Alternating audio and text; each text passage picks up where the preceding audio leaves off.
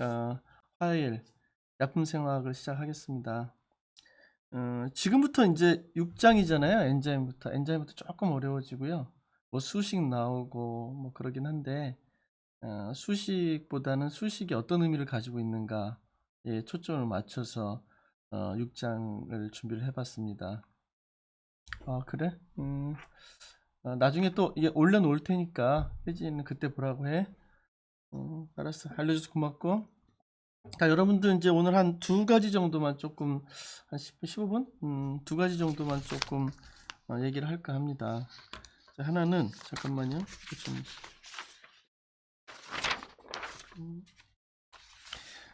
자, 하나는 엔자임에 앞서서 우리 한 초기에 서모다이나믹하고 카이네티스, 역학하고 연력학에 대한 얘기를 한두 번 했던 것 같은데요.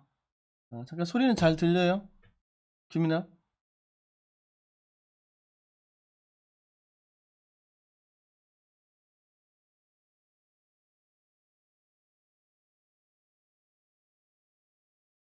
1번 써주세요.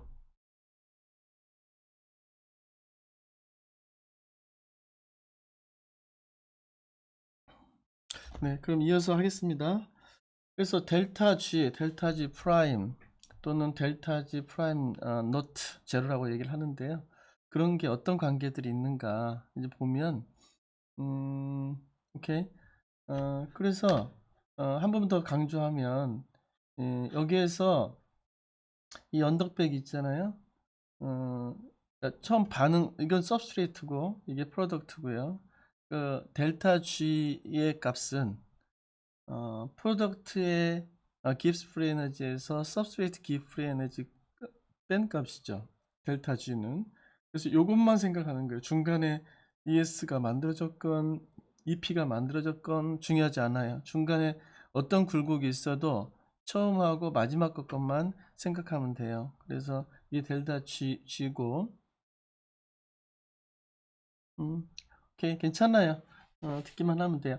그리고 여기 트랜지션 스테이트까지의 프리 에너지 차이, 그러니까 सब스트레이트에서 트랜지션 스테이트까지 차이를 우리가 델타 G 더블 데거 액티베이션 에너지라고 하죠. 엔자임의 역할은 이 높이를 낮춰주는 거죠. 이 허들을 에너지 배리어를 낮춰주는 역할을 하는 건데, 이러면서 우리가 중요한 건 뭐냐면 이 액티베이션 에너지는 음, 에러는 그거 지웠어. 네, 다 들어왔네 그러면. 그리고 이 액티베이션 에너지하고 델타 G 하고의 어떤 차이를 우리가 분명히 알고 있어야 되고요. 그래서 이제 이 표가 무슨 표냐면 앞으로 한번 얘기할 건데요.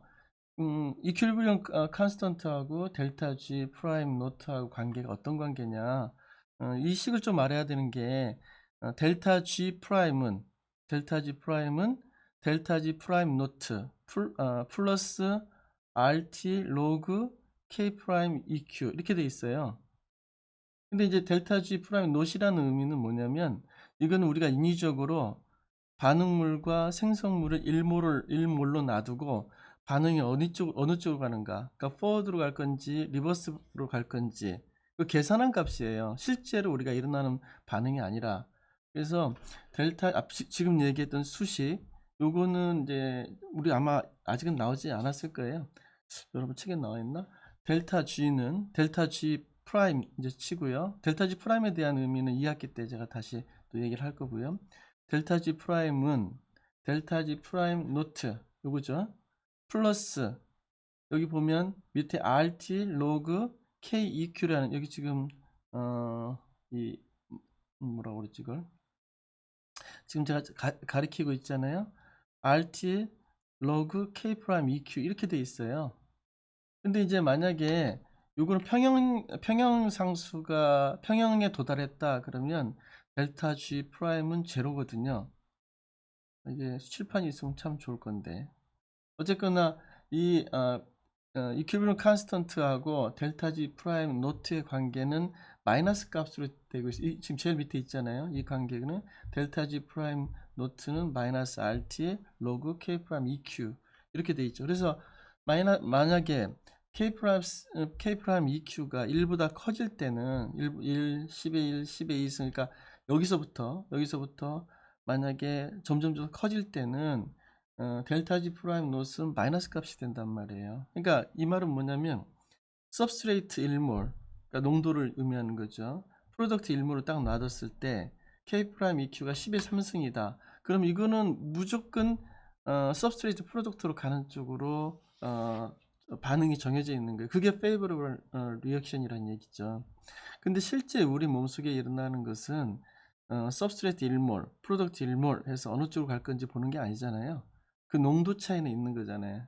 그래서 그런 농도가 있을 때 우리 실제 일어나는 델타 G 프라임을 알아야 되는데, 델타 G 프라임 같은 경우는 계산하기 어려우니까 일단 델타 G 프라임 노트, 그러니까 표준 깁스 프리 에너지 플러스 RT 로그 KEQ를 이렇게 보통 얘기하는 거거든요. 그래서 그거는 이제 우리 2학기 때, 왜냐하면 글라이콜라이시스, 해당 작용, 그 다음에 TCA 사이클 이런 반응을 보면서 이 얘기를 계속 할 거예요. 그래서 어쨌거나 이퀴리brium 컨스턴트랑 델타 G 프라임 제로 관계는 이런 관계이고, 이게 로그 값이 취해지기 때문에 수업 중이다. 로그 값이 취해지기 때문에 1일 경우는 0이고요. 10의 1승이면 뭐 이런 식으로 해서 마이너스 RT로 해서 수치가 되면서 마이너스 5.7이 되는 거죠. R하고 T는 이제 어떤 특정한 온도에서 하는 거니까 여러분들 그 점 하고, 이 식이 아마 이 책 안에 있을 건데 제가 쓸수 지금 파워포인트 가지고 이거 쓰지를 못해서 그런 부분이 없지 않아 있습니다. 그래서 이퀄리브리엄 컨스턴트하고 델타 G 프라임 노트와 관계를 좀 기억을 했으면 좋겠고, 그래야 이 테이블을 이해할 수 있거든요. 자, 그래서 결론적으로 여러분들이 하고 싶은 얘기는 뭐냐면, 이 캐탈리시스, 다시 돌아와서 이 캐탈리시스 델타 G가 요거를 낮추는 캐탈리시스라는 것은 절대로 이퀄리브리엄을 바꾸진 않아요. 그 말은 뭐냐면 이퀄리브리엄이라는 게 그거잖아요. 포워드 리액션과 리버스 리액션의 컨스턴트, 그 컨스턴트는 바꿔주지 않는다는 거죠. 속도만 빨리 할 뿐이죠. 그래서 포워드가 만약에 원래 A에서 B로 서브스트레이트 프로덕트로 가는 포워드 리액션이 원래 포워드 리액션 굉장히 빠르고 리버스 리액션이 작았을 경우에 거기에 캐탈리시스를 처리한들 이것의 변화는 없다는 거죠. 이것의 변화는 없고 단지 그 평행에 도달하는 시간이 짧아진다는 얘기죠. 그래서 반응이 일어날 수 있다는 얘기죠. 그런 것만 좀 이해를 하면 역학하고 연력학과의 관계를 조금 이해할 수 있지 않을까. 그리고 여기에 델타 G 더블 대거, 그 다음 델타 G 프라임 노트, 그 다음에 여기 이 노트 빠진 부분, 이 차이를 조금 말해. 델타 G 프라임 노트, 델타 G 프라임과의 관계. 델타 G 프라임은 실제 액츄얼 프리 에너지고, 델타 G 프라임 노트 하나 붙어 있음으로 해서 이거는 표준 프리 에너지예요. 표준 프리 에너지라는 것은 우리가 조건을 준다는 거죠. 서브스트레이트와 프로덕트 일몰을 줬을 때 이것들의 반응 관계, 그러니까 포워드로 갈 건지 리버스로 갈 건지 요거를 얘기하는 의미거든요. 그래서 그 부분은 그래서 이제 이거하고 이퀄리브리엄 컨스턴트 간의 관계를 우리가 알 수 있다는 겁니다. 그러니까 이 부분을 좀 여러분들한테 얘기하고 싶고, 이 차이를. 그 다음에 미칼리스 멘턴식을 좀 하기 전에 여러분들 중요한 것만 좀, 이 부분은 이 부분이 여러분들이 좀 공부 좀 했으면 하는 부분 조금 알려드릴게요. 권선중 학생 이해하겠습니까? 졸업생이 들어와 있네요. 재험이는 지금 내가 얘기했던 이 부분을 좀 알 수 있을까? 델타 G 프라임과 델타 G 프라임 노트, 그러니까 표준 프리 에너지랑 이퀄리브리엄 컨스턴트에 대한 어떤 관계. 지금 이 식을 내가 좀 써봤으면 좋겠는데 아직 내가 이 PPT에서 쓰는 걸 잘 몰라. 유튜브로 가는 길이 너무 험해. 아까 지금 요거 이 관계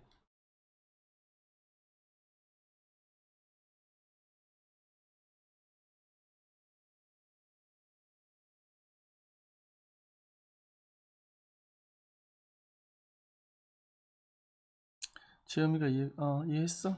그러면 고맙고. 혹시나 나중에 또 다음 기회에 델타 G하고 델타 G 프라임 노트 이런 게 나오면 다시 한번 설명하도록 하겠습니다. 그래서 여러분들이 이제 두 번째로 이 장에서 제일 중요한 거, 5장에서는 뒷부분은 그렇게 헤모글로빈에 대한 것보다 조금 중요도가 좀 떨어져서 생략을 했습니다. 뒷장 액틴 마이오신에 대한 내용들.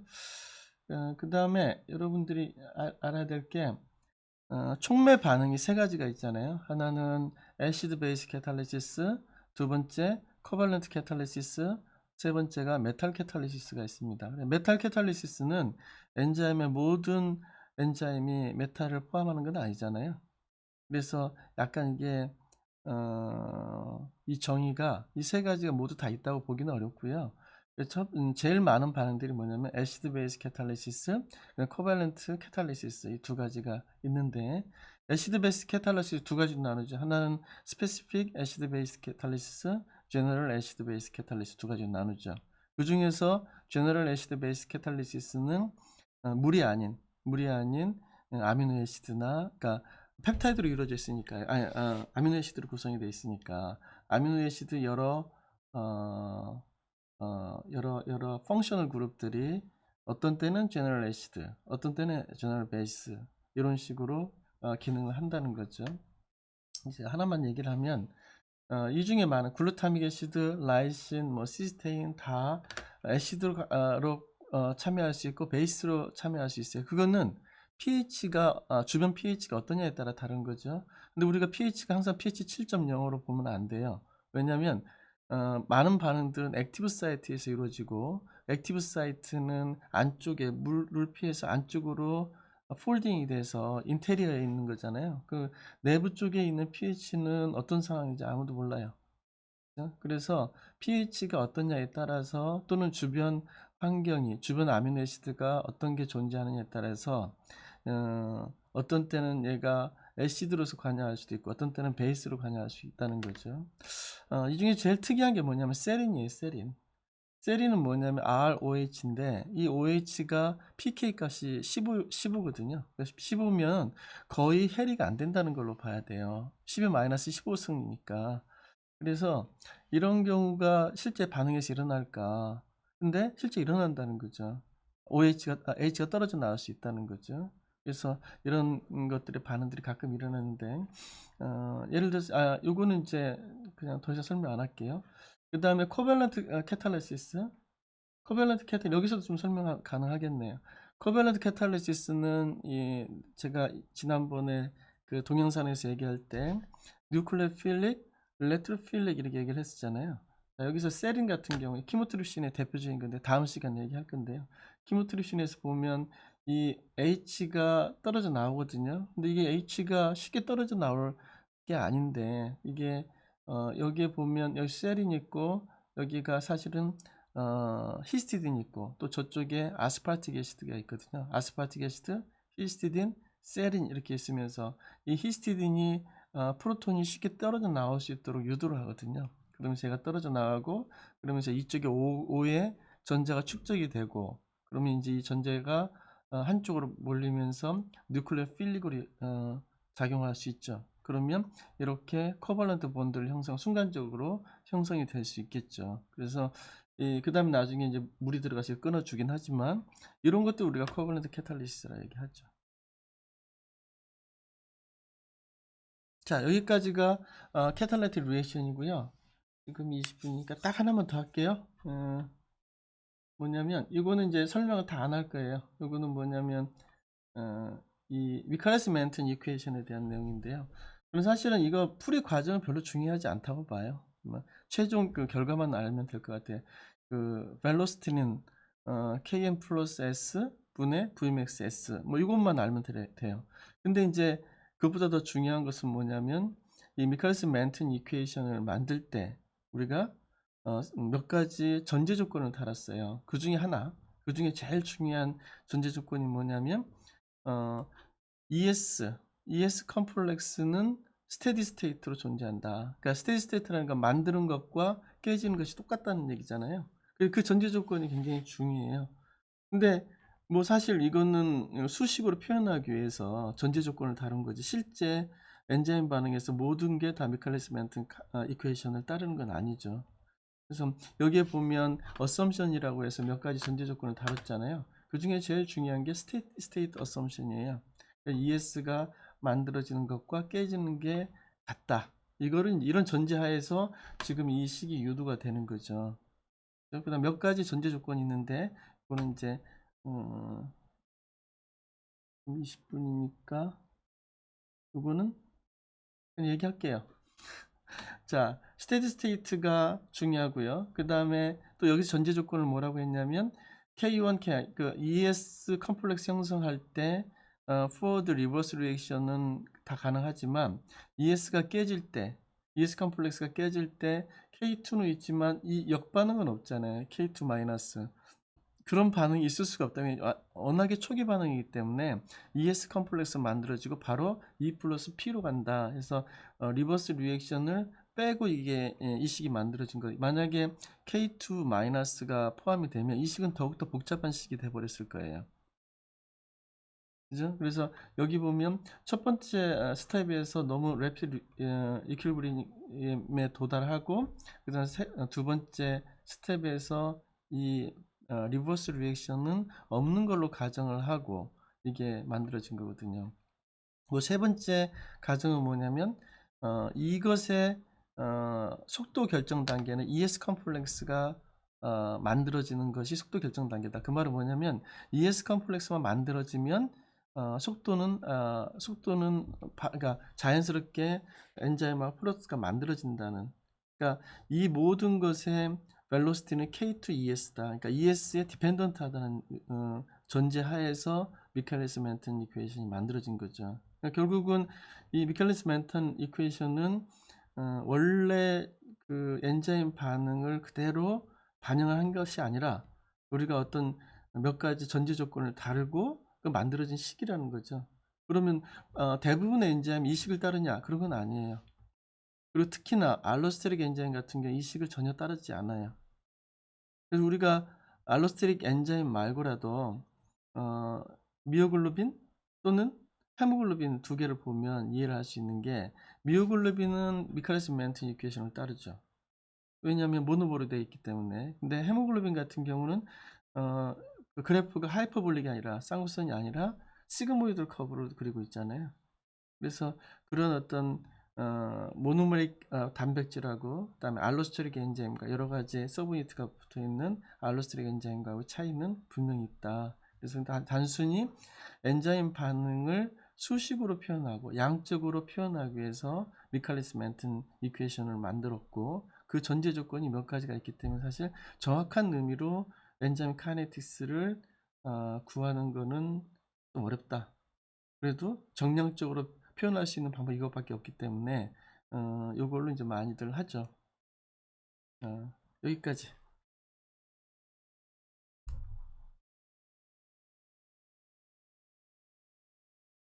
혹시 재음이나 누구 질문 있습니까?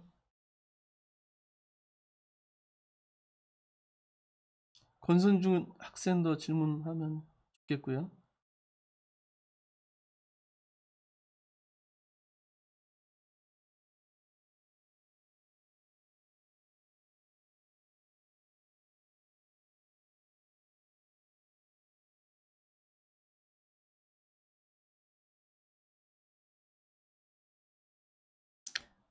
추가적으로 이해했습니다.